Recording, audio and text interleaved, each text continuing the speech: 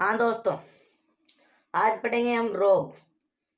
तो शरीर का कोई अंग या तंत्र अपने नियमित कार्यों को करना कर देता है बंद, उसे कहते हैं रोग या डिजीज। चिकित्सा विज्ञान का जो पिता होता है वो होता है हिप्पोक्रेटस को कहते हैं। ठीक है भाइयों, अच्छा लग रहा है, चैनल को लाइक सब्सक्राइब शेयर कर दो। अब दूसरा प्रश्न आपके सामने आ चुका है, होम्योपैथी का जनक किसे कहा गया है?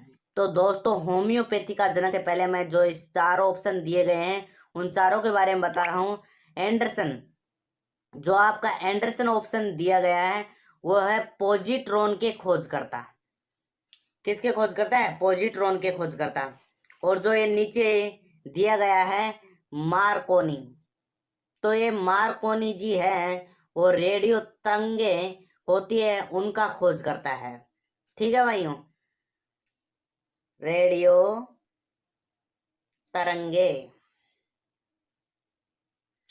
तो अच्छा लग रहा है तो चैनल को लाइक कर दो, सब्सक्राइब करना ना भूले कभी भी, क्योंकि सब्सक्राइब करने के बाद बेल आइकन को दबाने के बाद नोटिफिकेशन आपको मिल जाएगा।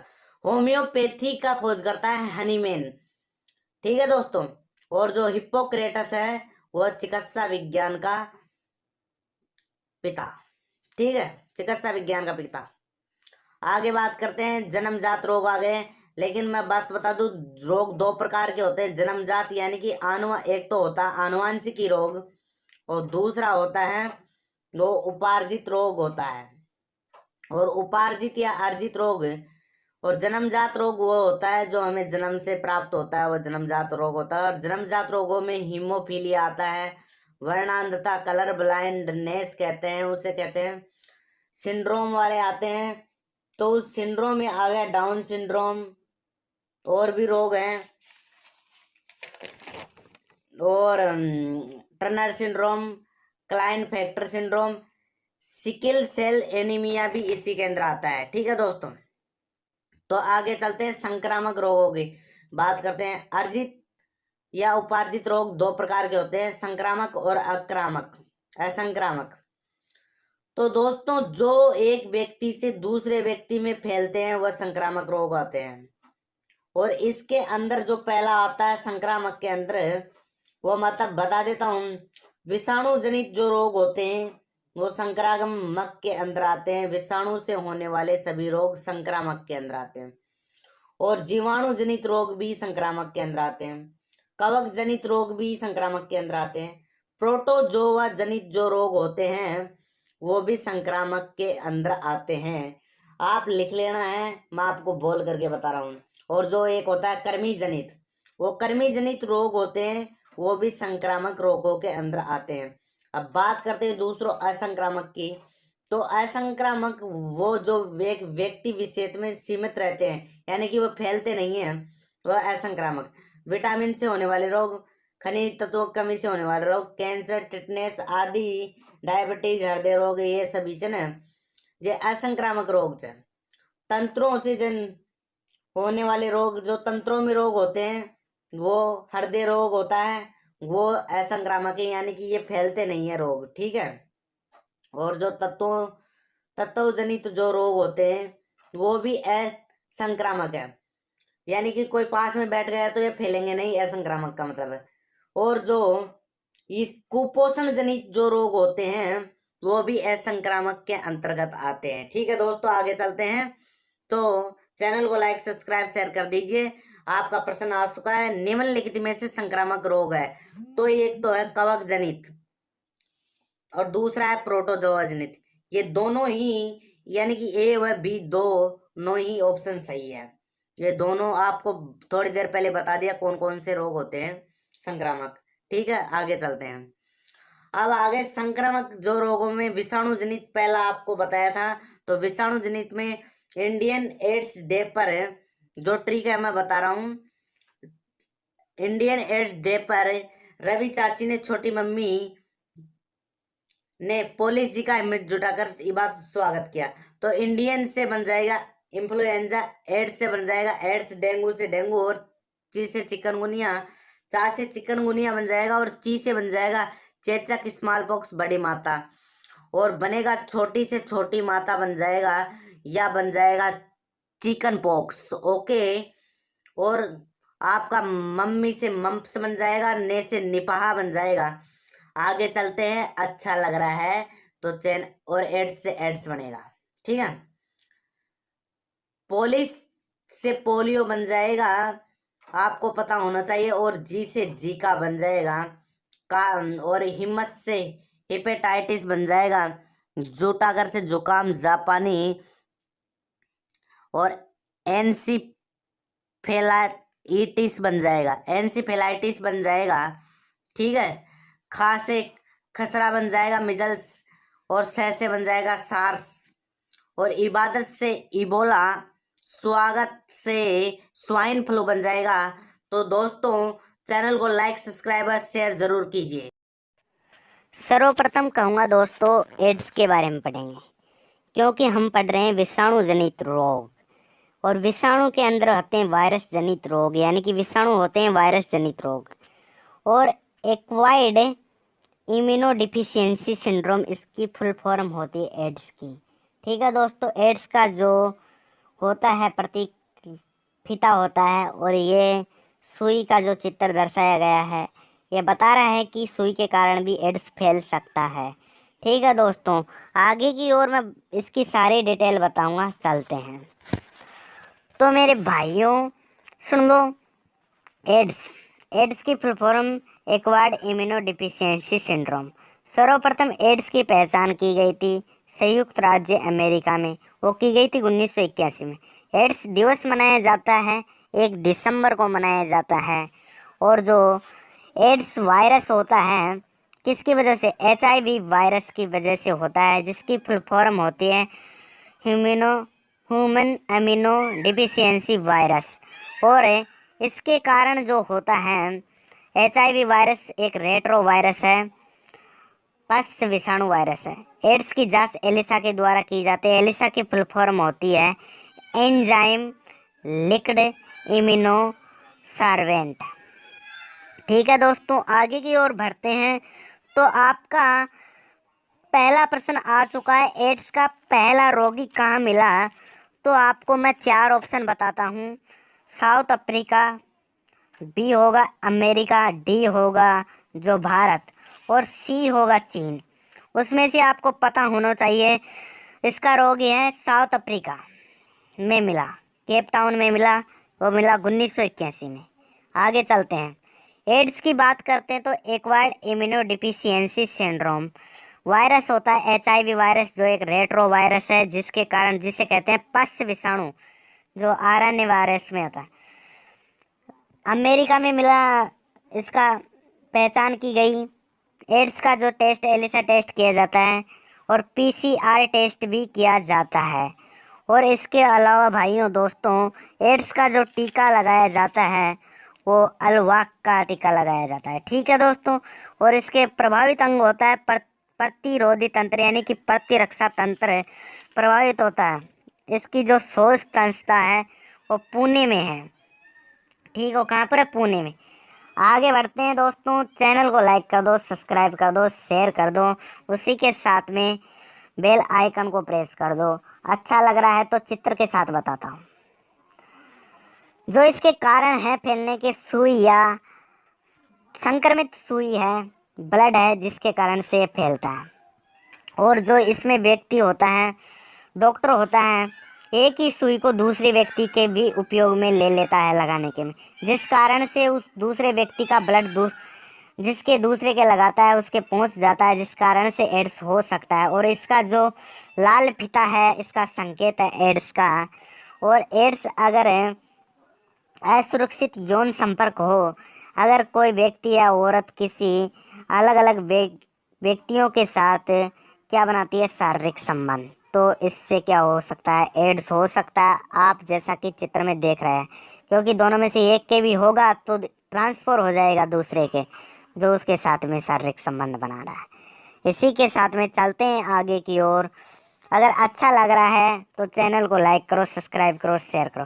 टेटू गुदवाना इसका तीसरा नंबर का जो है, इसके कारण भी एड्स फैलता है। और चौथा है वेश्यावृत्ति, और वेश्यावृत्ति में कई औरतें वेश्यावृत्ति प्रवृत्ति की होती हैं, इस कारण से वो कई लोगों के साथ में क्या बनाती है, शारीरिक संबंध। इस कारण से अगर उनमें से किसी में से भी एक की अगर क्या है एड्स, तो वो एड्स पे उस औरत के आ जाएगा और उस औरत से किसके चला जाएगा, जो और व्यक्ति बनाएंगे उसके साथ संबंध, उन सभी के एड्स हो जाएगा। ये भी इसका एक कारण है जो एड्स होता है। इसी के साथ में आगे बढ़ते हैं, इसके जो लक्षण क्या दिखेंगे। एड्स के लक्षण होता है लगातार वजन का कम होना।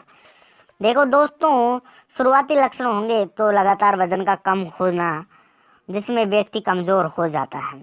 दूसरा, घावों का जल्दी ना भरना। अगर किसी व्यक्ति के घाव हो गए तो जल्दी नहीं भरते हैं और जीभ में छाले हो जाते हैं। ठीक है। तिल, तीसरा होगा तिल व मसों का जो आकार है उसमें क्या हो जाती है, वृद्धि हो जाती है, यानी कि वो तिल आकार मोटे रूप ले लेते हैं। ठीक है दोस्तों। और उसी के साथ में प्रतिरक्षा तंत्र नष्ट हो जाता है, जो इसका लास्ट है। और इसके चाल में चलते हैं, HIV का इलाज। और इसका इलाज किया जाता है ART, यानी कि anti retro virus treatment therapy. इसकी फुल फॉर्म होती है ART। और दूसरा होता है आपका वो AZT। और AZT की फुल फॉर्म होती है एजिडोथाइमिडिन उडोवुडिन जियोवुडिन। ठीक है दोस्तों, उडोवुडिन नहीं है, जियोवुडिन है। आगे चलते हैं। और वायरस, बड़ी माता चेचक, स्मॉल पॉक्स जिसे शीतला यानी कि कहते हैं माता माय निकला है, वो वायरस वेरिओला के कारण होता है। ठीक है, वो रोग होता है। शरीर पर लाल रंग के दाने पड़ जाते हैं और इससे शरीर पर बच्चों के ज़्यादा दाने होता है, ये शुरू शुरू में जो लाल रंग के दाने मोटे मोटे पड़ जाते। आप देख रहे होगे चित्र में, या आपको समझने के लिए है, क्योंकि एक बार आप देख लोगे तो भूलने का कोई चांस ही नहीं है। ठीक है दोस्तों, आगे चलते हैं। और छोटी माता, और छोटी माता की बात करते हैं तो छोटी माता में भी लाल रंग के दाने पड़ जाते हैं और छोटी माता वेरिसेला वायरस की वजह से होता है। ये होता है वेरिसेला वायरस की वजह से। आगे बढ़ते हैं, खसरा रोग। और खसरा रोग में होता है, छोटी माता के बारे में खसरा के बारे में पढ़ते हैं तो खसरा रोग में मिजल्स या पेरामेक्सिको वायरस की वजह से होता है और शरीर में क्या पड़ जाते हैं, लाल रंग के दाने पड़ जाते हैं। इस कारण से खसरा रोग होता है। और उसके बाद में चलेंगे हम डेंगू।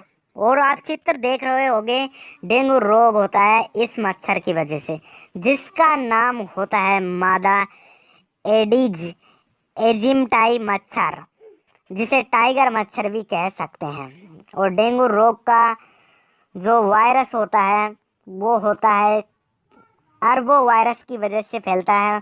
और ये अरबो वायरस होता है मादा एडिज मच्छर की लार ग्रंथि में पाया जाता है यह वायरस।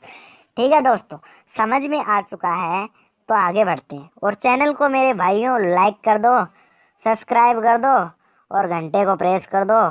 चलते हैं आगे। डेंगू बुखार, लीवर और आंत में सूजन ले आता है। डेंगू जो बुखार होता है इस मच्छर के काटने से होता है और लीवर, आंत में सूजन आ जाता है। और जो आपको डेंगू बुखार के अंदर जो लक्षण दिखाई देंगे, उन लक्षणों की मैं बात बता देता हूँ। पहला होगा आपके बुखार आ जाएगा। ठीक है। दूसरा होगा मांसपेशियों व जोड़ों में दर्द। तीसरा होगा प्लेटलेट्स व जो उनकी संख्या कम हो जाएगी। नाक कान में खून आ सकता है। आँखों के पीछे जो दर्द होने लगेगा और पूरी त्वचा लाल दाने हो जाएंगे। और आखिरी स्टेज में व्यक्ति कोमा में भी जा सकता है या उसकी मृत्यु भी हो सकती है। ठीक है दोस्तों, कई बार मृत्यु हो जाती है। चिकनगुनिया रोग की बात करते हैं तो चिकनगुनिया रोग भी इसी मच्छर के कारण फैलता है जो आप तस्वीर में देख रहे हैं। और आप तस्वीर देख करके भूलेंगे नहीं। और ये वायरस अल्फा वायरस की वजह से होता है, मादा एडिज मच्छर की वजह से होता है। यह मच्छर दिन में काटता है और स्वच्छ पानी में रहता है। इसके लक्षण है बुखार, से दर्द, जोड़ों का दर्द। आपको पता होना चाहिए ये मच्छर स्वच्छ पानी में रहता है। आगे चलते हैं। ठीक है दोस्तों, जीका रोग जीका वायरस की वजह से होता है, आपको पता होना चाहिए। और इसका रोग वाहक के जो होता है यही मच्छर होता है मादा एडीज मच्छर, जिसके एजी मादा एडीज मच्छर कहते हैं। ठीक है दोस्तों, जीका रोग में गर्भावस्था में शिशु प्रभावित होता है और इसमें जो शिशु का जो मस्तिष्क होता है वो छोटा हो जाता है। क्या होता है, ये चित्र देख रहे होगे, इसमें मस्तिष्क छोटा हो रहा है क्योंकि माँ के पेट पर जो काटता है तो शिशु पर सीधा प्रभाव पड़ता है। और ये चित्र आप देख रहे होगे, इससे आप समझ रहे होगे कि वास्तव में होता क्या है। ठीक है, इसी के साथ में आपको अगला प्रश्न आ चुका है, भारत का पहला एड्स रोगी कहाँ मिला। तो दोस्तों आपको पता होना चाहिए, भारत का पहला रोगी चेन्नई में मिला। कहाँ पर मिला, चेन्नई में मिला, और ये तमिलनाडु में पड़ता है चेन्नई। आगे बढ़ते हैं दोस्तों, भारत का पहला एड्स रोगी कहाँ मिला। और HIV परीक्षण टेस्ट करने के बाद में ये जांच में सामने आया कि चेन्नई में सर्वप्रथम ये रोगी मिला। जो आप चित्र देख रहे हो ऐसा इसमें कारणों के कारण होता है। ठीक है दोस्तों, भारत का, लेकिन राजस्थान का पुष्कर अजमेर में मिला। ठीक है, धन्यवाद। ओके, धन्यवाद दोस्तों। चैनल को लाइक कर लो, सब्सक्राइब कर लो और शेयर कर लो। जो भाई नए हैं, तो प्रथम आप सभी दोस्तों को राम राम। जिस दोस्त ने चैनल को लाइक नहीं किया, सब्सक्राइब नहीं किया, या कोई भी पहली बार है चैनल पर, वो लाइक सब्सक्राइब और शेयर कर दीजिए। अपना काम कर लीजिए, मैं अपना काम शुरू कर देता हूँ। आपका जो पहला प्रश्न आ रहा है, रेबीज का टीका किसने बनाया। तो भाइयों, इसका आपको 4 ऑप्शन दिख रहे होंगे, फटाफट से कमेंट में बता दीजिए कि इसका आंसर क्या होगा। मैं बोल के बता देता हूँ। पहला ऑप्शन है लुई पास्चर, दूसरा होगा जेम्स प्रिंसेप, तीसरा होगा आर्किमिडीज, चौथा होगा माइकल फेराडे। अब आपको मैं बता देता हूँ मेरे दोस्तों, जो इसकी है बात, इसकी बात ऐसी है, जो इसका राइट उत्तर होगा वो होगा लुईस पास्चर। किसने बनाया दोस्तों, लुईस पास्चर। लेकिन भाइयों, सर्वप्रथम ये टीका किसके लगाया, तो जेम्स प्रिंसेप नाम के एक बच्चा था, उसके सर्वप्रथम ये टीका लगाया गया। और आपका ऑप्शन दे रखा है आर्किमिडीज, उसने उत्प्लावन का सिद्धांत दिया। क्या दिया, उत्प्लावन का सिद्धांत।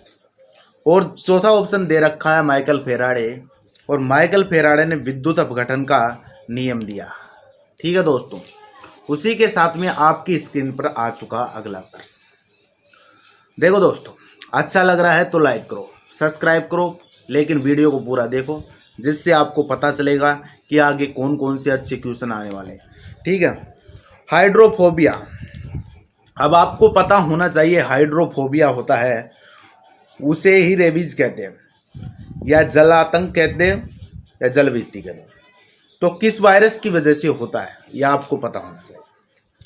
तो भाइयों, आपका पहला ऑप्शन है रेबडो, दूसरा है अरबो वायरस, तीसरा अल्फा वायरस, चौथा जो आपका मीजल्स या प्रामेक्सिको वायरस। अब आपको इसके बारे में पता होना चाहिए कि जो रेबीज होता है वो किस वायरस की वजह से होता है। तो रेबीज रेबडो वायरस की वजह से होता है, और इसकी वजह से कौन सा अंग प्रभावित होता है, तंत्रिका तंत्र। और आपको यह भी पता हो जाना चाहिए कि रेबीज किस वजह से होता है। तो मैं बता देता हूँ, रेबीज होता है किसी पागल कुत्ते के काटने से, पागल बिल्ली के काटने से, पागल बंदर के काटने से। इस प्रकार से मतलब जो जानवर होते हैं खा जाते हैं, उनसे ये रेबीज हो जाता है। ठीक है, इसके बाद में चलते हैं, हवा चल रही है आगे की ओर। जो आपका प्रश्न आ रहा है मैं उसकी बात कर रहा हूँ।